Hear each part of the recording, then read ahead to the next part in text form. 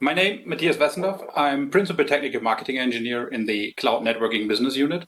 I primarily work on day two operations and fabric architectures. I'm going to give you an update around Cisco Nexus Dashboard, what kind of innovations we added to the solution so that you can see how this is evolving.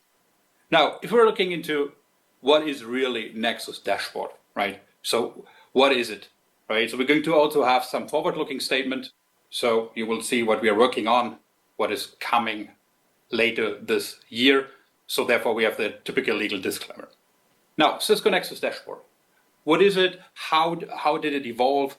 Where did we come from? We came from the application services engine. We moved towards the Nexus Dashboard to have more functionalities in the product itself, to make it not just a hosting platform, to integrate these services directly into the platform, right? So if we look at the Nexus Dashboard today, we have functionalities like the connectivity to the private cloud, so on-prem networks, on-prem fabrics, to the public cloud. Is it AWS, is it Azure, or is it Google? We have third-party connectors where you can connect, for example, to Splunk, to ServiceNow, etc. And then we have the services that are integrated in Nexus Dashboard, which is a data broker, right, where you can multiply your packets for monitoring purposes. The orchestrator, formerly known as the multi-site orchestrator, where you really can have all the automation and orchestration of your networks. We have the insights capability for streaming telemetry, analytics, and then we have the capabilities for fabric discovery and fabric controller. These two is the successor of Data Center Network Manager to handle your NXOS-based fabrics. The discovery functionality there is if you only want to leverage Nexus Dashboard for the visibility for your NXOS-based fabrics and continue to monitor them, to manage them via the, for example, Ansible, CLI, Terraform, you name it. And then, of course, we have the SAN controller.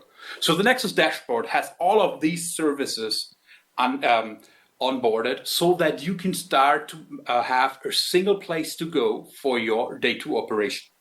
Your day two operation, what Nexus Dashboard brings you there, it brings you a single UI, a single dashboard to see the health, to access the orchestration piece, etc. So you get notifications, proactive notifications.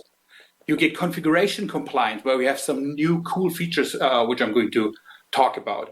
Then in general, the real-time telemetry collection, and then correlation through all of the data, with all of the data we're getting through the various sources.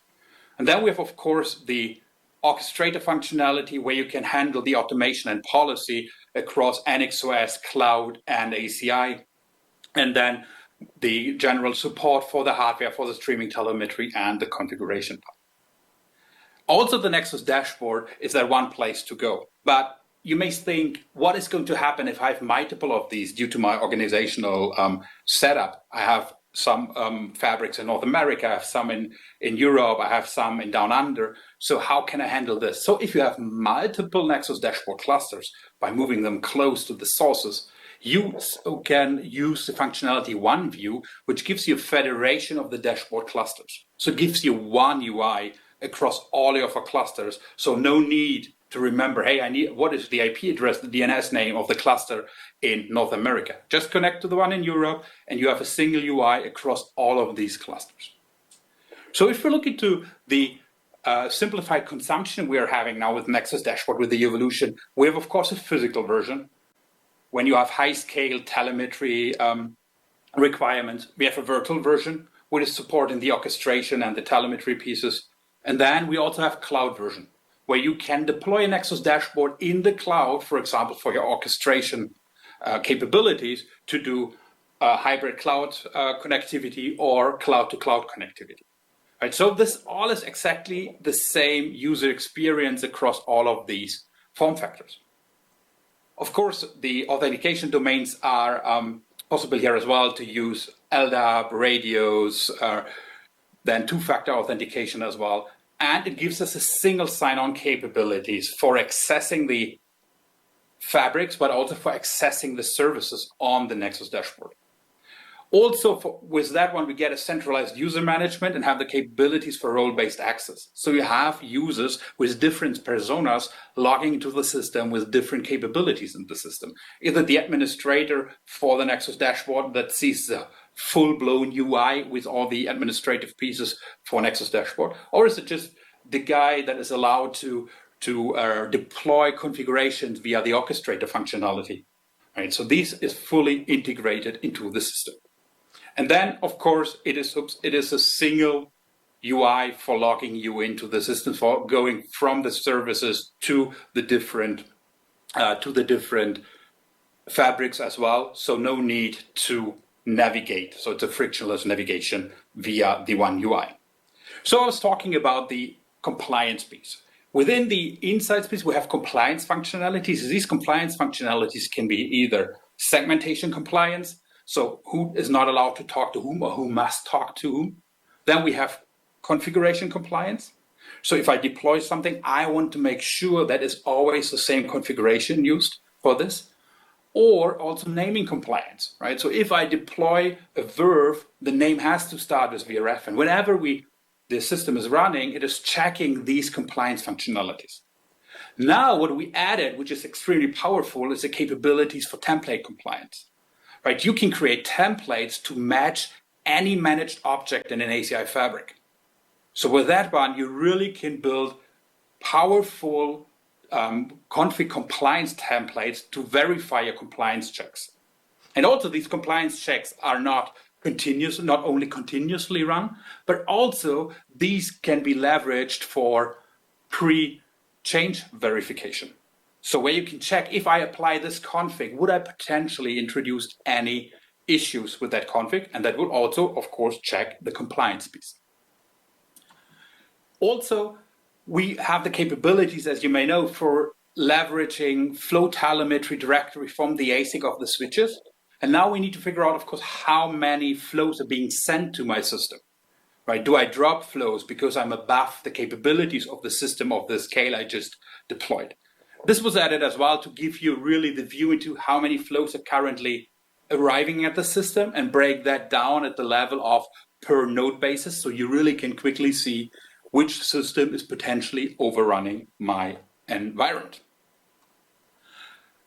Also, we added conformance for software and hardware, which you get via email in the current release, right? The downloadable version is going to be added soon. So there we check, is your software and hardware any close to end of life, or is it end of sale functionalities like that? So am I at risk? How many days do I have in advance before the software version goes end of sale, end of life, the hardware goes end of life, right? So that you not only see hey, this is the announcement and now it's end of life, but this also tells you how long are you going to be conformant with these end of life, end of sale functionalities. So it's really helping to keep your inventory compliant. We recently also added integrations to other systems, which is of course VRF Dynamics, right? But also we added the functionality to give you visibility into the virtualization layer, right? That you see, how is this currently connected to my network? Where do I have any issues with these VMs? How are these VMs mapped on which host via which interfaces to which network device in my setup? Then we have integrations towards Splunk and ServiceNow, so that, for example, for ServiceNow, you can start to create tickets when new anomalies or advisories show up in your system. So that is then easier to handle in via the ticketing system. So that really helps you to look across your operational silo so that you really can see what is ongoing in the application worlds with the app dynamic functionality, but also in the virtualization layer. Other features we added as well, as a summary a little bit for you, of course, we have for the reporting, the anomaly advisory exports. We can do that either via email, or we can share these via Kafka to an umbrella management system where you're interested to get that one. Then we have the upgrade assist functionalities. The upgrade assist functionality is something where we are helping the user to first choose an upgrade path and then see what is the potential impact of that upgrade. Which advisories are going to be cleared, but also do I potentially clear bugs, or do I have any other issues that are known with the software version? And then also see is my network ready to run this upgrade? Meaning, is the redundancy there? Do I have the correct upgrade groups formed? Which servers are redundant connected, which are not redundant connected? So to tell you which endpoints will be affected if a switch needs to reboot. DNS support to really put in names instead of just IP addresses for correlation pieces. The overall functionality or the overall number of digitized release notes, field notices, etc. is really bumped up so that you can see more data, more information on that one. And we added for NXOS assurance pieces for the overlay prefix events for an EVPN fabric. Now with that, I gave you a good overview of the innovations we are added, and I would like to jump over to a demo. During the demo, I'm going to show you how to onboard the latest edition for the cloud, the Google Cloud Network, show you the frictionless navigation across these, and then also take you to the REST API Swagger interface that was recently added and the overall functionalities of the flow state validator. So with that one, let me show you the onboarding for the Google Cloud. So if we're looking to the Google Cloud onboard, right, so we log into the Nexus Dashboard and take from there the general overview, how many sites are onboarded, which kind of sites are known to the system, where we see there's an AWS site, there is an NXOS-based site, right? We have an ACI-based site, we have in down under the Azure site. Now we can also easily cross-launch to the ACI fabric, but also we can cross-launch to NXOS-based fabric, but also into the cloud. Right now, this user, the ND admin I used, has access privileges to the system, so I can directly go without re-authentication with this correct role-based access to my different controllers. So you see, we have Azure and AWS onboarded. When we look at the orchestrator functionality, right, we can now see that all of the onboarded sites are made available to the orchestrator functionality, and I can start to set them to manage and start to build multi-site connectivity. Now, if we're onboarding the Google Cloud site, right, so that's easy to do. We need to go to the admin console, we go to sites, we select add a site. From there, we take it to selecting Cloud ACI, give it a name, and now put in the host name or the IP address of the system, of the Cloud APIC in the cloud, provide username and password, and then you could either have direct connectivity to the cloud, if it's the dashboard is in the DMZ, but we also support connectivity, of course, via a proxy system. Now, once the site is added, we start to do the site provisioning, meaning we are exchanging credentials, doing configuration that is needed, and the site is up. Now we have the Google Cloud site being added to the system. So we could start now to directly cross-launch the UI, right? We see that it is placed based on the cloud location in the on the map.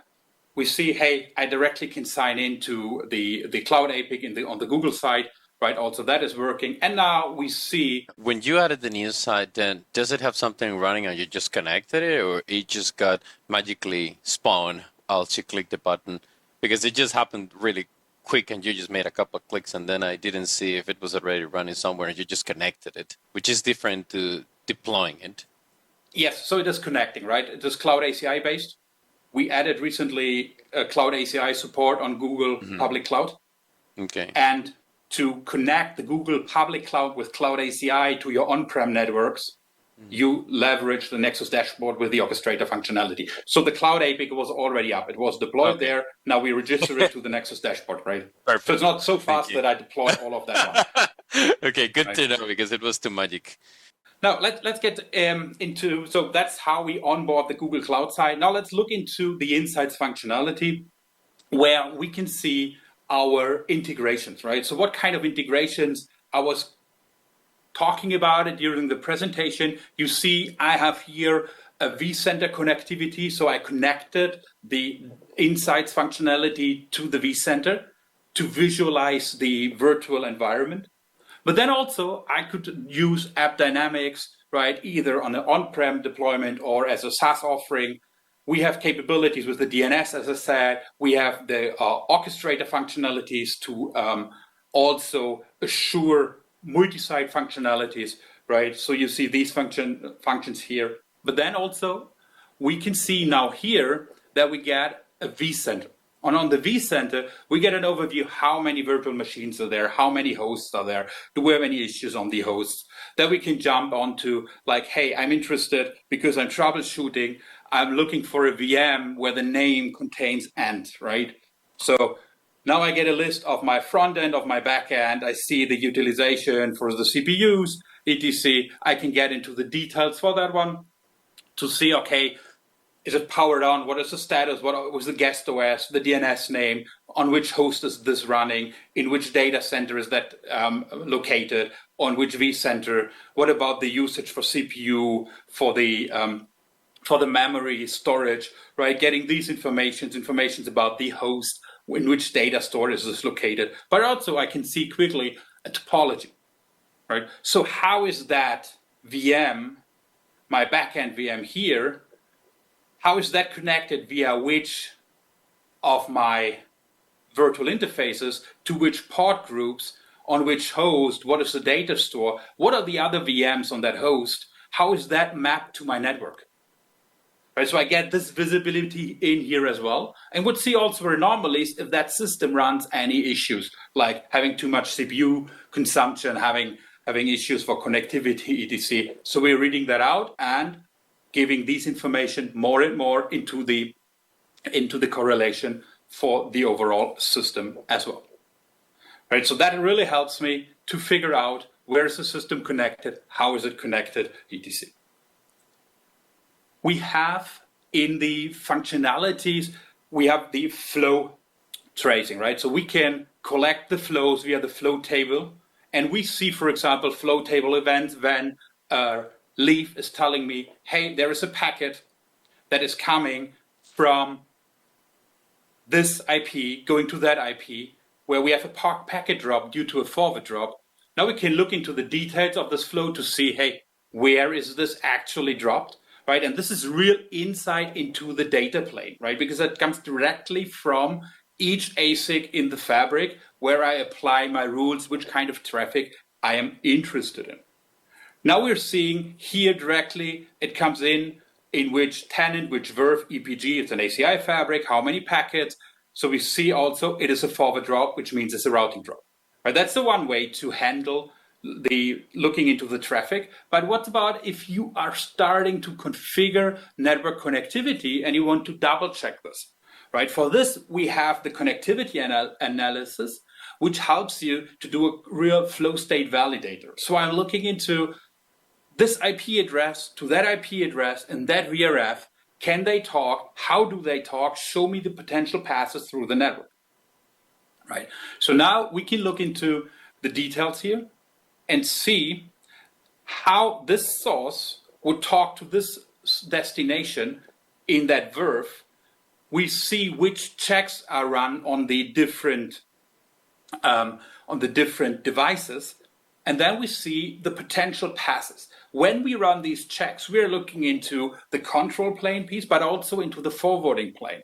So is everything correctly programmed, right? So now we see on this device, where is the local egress interface, right? So we see where it is coming in, on which of the devices, the ingress interfaces. So you see the details, where we're sending it out, where it is going to, which kind of checks we are running. But that was something you would need to do manually for troubleshooting, for example, or for validating can A talk to B, right?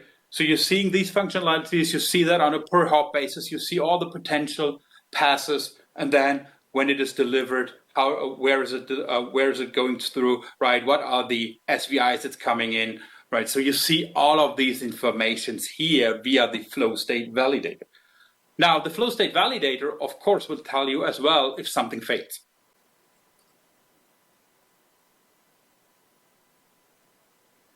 Right, what we see, this is the source, this is the destination, and that verb again, they need to talk, but I see directly it stops at the first hop, where we see, okay, it is not working as we have no route with a failed route lookup for that destination. Right? So it means there is no route. So it looks into forwarding, etc., looks into the data plane there as well. So you can see all of these informations directly here as well. Right? So instead of waiting for traffic to be sent to monitor it, you can also proactively leverage this to show the different functionalities. Now with that, let me go to the REST API. So so in general, with the Nexus Dashboard, we have REST API support. We have two ways of learning about the REST API. The first place is, of course, the developer guide on Cisco DevNet, but also we have for the REST API a Swagger interface integrated into the system, where you see for which of the different functionalities you want to look into the API. Take a glance on, hey, Nexus Dashboard, how to log in, Nexus Insights, how could I gather data from there so that I see which kind of functionalities do we have here to collect rules, to see alert rules, to export, to upload files, to, for example, set flow rules of traffic of interest for the flow telemetry, to program then via API, etc. You get these functionalities. Of course, we have the same for the orchestrator functionality, when you want to deploy your policy, your tenant information. So you're seeing more and more of these, where you always have, like, you see what is the general way how to use it. What is it a GET? What is the API call? You see, you can try it over here. You get examples for requests, for responses, if you're looking into that one. So to get, for example, the full API functionality, of course, for something like the orchestrator functionality or the Fabric controller, we also have support for Ansible and for Terraform functions. So with that, I would be at the end of the demo part and give you a little bit a forward-looking idea of what we are going to do with the Nexus Dashboard for the next releases, where we are heavily working on. First thing, of course, we are working on is the functionalities around, if I have multiple fabrics onboarded to my Nexus Dashboard, I want to get end-to-end visibility, right? I want to see when the flow is sourced from my site 1 and the destination is in site 2, how is that traffic flowing? How is it leaving the site? If we monitor the network in between as well and get data from it, show the path through the network, or think of other functionalities we potentially can leverage here, and then show how it is delivered in the other side. So you get these correlation, which gives you an enhanced visibility end to end. All right, so it's easier to really see, is the traffic starting here to the other fabric really reaching the other fabric, or is it dropped somewhere in between, and why is it dropped, for example?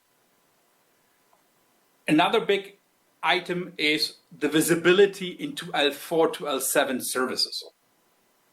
Right, so if you use redirection techniques in your fabric, like policy-based routing, etc., so that you really can see, hey, if my traffic is redirected via, during forwarding to a firewall, for example, I want to see that stitched completely in the path and see if that is successful.